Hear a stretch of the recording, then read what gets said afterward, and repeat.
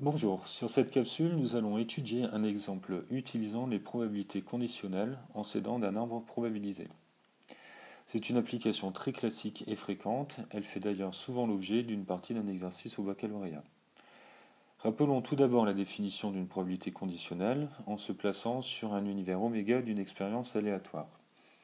Si on prend un événement A de oméga, tel que la probabilité de A est différente de 0, la probabilité conditionnelle sachant A est définie pour tout événement B de oméga par la formule P de B sachant A qui est égal à P de A inter B sur P de A.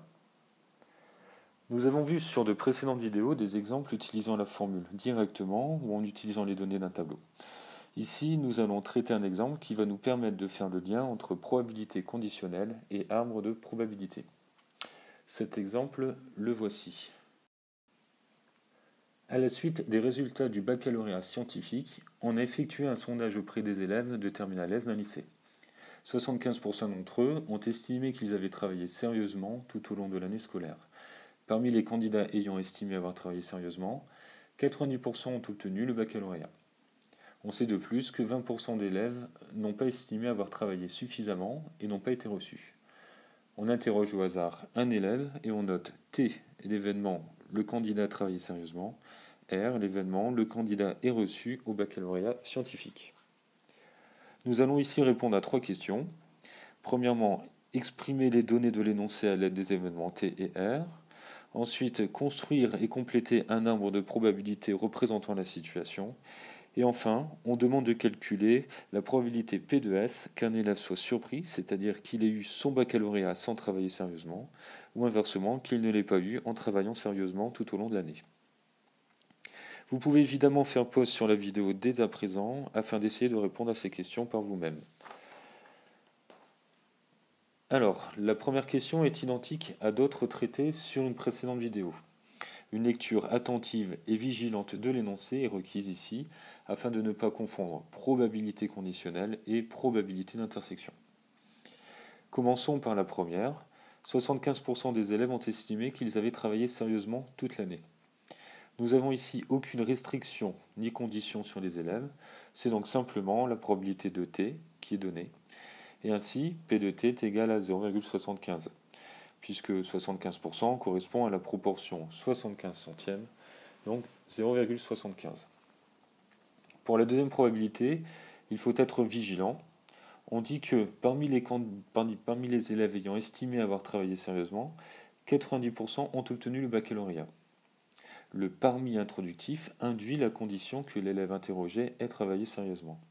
C'est donc la probabilité conditionnelle sachant t, et comme nous cherchons à savoir qui parmi eux ont eu le bac, on a ainsi P de R sachant t qui est égal à 0,9. Enfin, on dit que 20% des élèves n'ont pas estimé avoir travaillé suffisamment et n'ont pas été reçus. Il n'y a pas de condition ici, et puisque l'élève doit à la fois n'avoir pas travaillé sérieusement et ne pas avoir été reçu, nous avons la probabilité de l'intersection de T bar et de R bar. Et ainsi, P de T bar inter R bar est égal à 0,2. Voilà pour cette première question. Passons maintenant à la construction de l'arbre. Alors tout d'abord, remarquons que l'introduction d'un arbre de probabilité est judicieuse ici. En effet, lorsque nous interrogeons un élève au hasard, nous observons deux critères, s'il a travaillé sérieusement ou pas, et s'il a été reçu ou pas. Pour la construction de l'arbre, nous pouvons les prendre dans un sens comme dans un autre, mais le texte ici nous pousse plutôt à considérer le caractère travail en premier. Ainsi, on commence par les deux branches T et T bar, puis dans chacun des cas, comme l'élève peut être reçu ou pas, on fait partir de chacune de celles-ci deux nouvelles branches, R et R bar. Maintenant, nous ne sommes pas dans une situation d'équiprobabilité, ce qui veut dire qu'ici, nous n'avons pas la même probabilité sur les branches de cet arbre. Pour expliciter cela, nous devons faire figurer sur chacune des branches, la probabilité qui lui correspond. À partir du premier nœud, ce n'est pas difficile puisque nous n'avons aucune condition particulière. Nous avons directement P de t sur la première branche et P de t bar sur la seconde. Les probabilités que nous allons faire figurer sur les autres branches seront des probabilités conditionnelles. En effet, si on prend par exemple la branche du haut, elle doit représenter la probabilité d'être reçue, sachant que l'élève a travaillé sérieusement. C'est donc P de R sachant T. Par un raisonnement similaire, on obtient P de R bar sachant T sur la deuxième, P de R sachant T bar sur la troisième, et enfin P de R bar sachant T bar sur la dernière. Bon, maintenant nous allons exploiter les informations récoltées de l'énoncé à la première question. Nous connaissons P de T qui est égal à 0,75 et on en déduit immédiatement P de T bar qui va être égal à 0,25.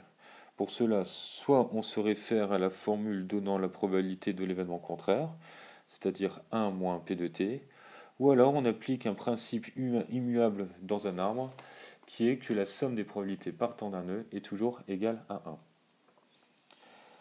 Ensuite, on peut également remplacer dans l'arbre P de R sachant T par 0,9, qui implique également que P de R bar sachant T est égal à 0,1. Pour les probabilités des deux dernières branches, c'est moins direct. Nous allons exploiter la dernière information récoltée, qui est que P de T bar inter R bar est égal à 0,2. Cette probabilité n'est pas une probabilité d'une branche de l'arbre, mais celle du chemin passant par T bar puis par R bar. Mais comme la probabilité d'un chemin est le produit des probabilités des branches du chemin, et connaissant P de T bar, elle nous permet de déduire P de R bar sachant T bar par une simple division. On a donc P de R bar sachant T bar qui est égal à 0,2 sur 0,25, ce qui nous donne 0,8. Et on a bien sûr aussi également ainsi que P de R sachant T bar va être égal à 0,2.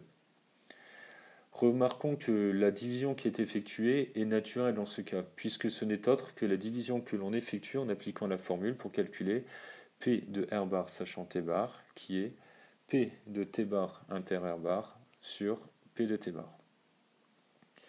Voilà, l'arbre ainsi complété va nous permettre de répondre à la dernière question sur la probabilité d'être surpris.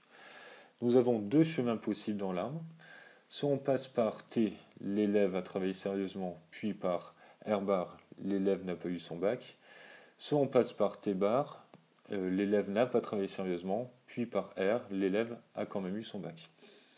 Et comme dans un arbre, la probabilité d'un événement est la somme des probabilités des chemins qui le composent, on a que P de S va être égal à la somme de la probabilité du chemin en vert ici, qui est P de T inter R bar, et de la probabilité du chemin en rouge, qui est P de T bar inter R.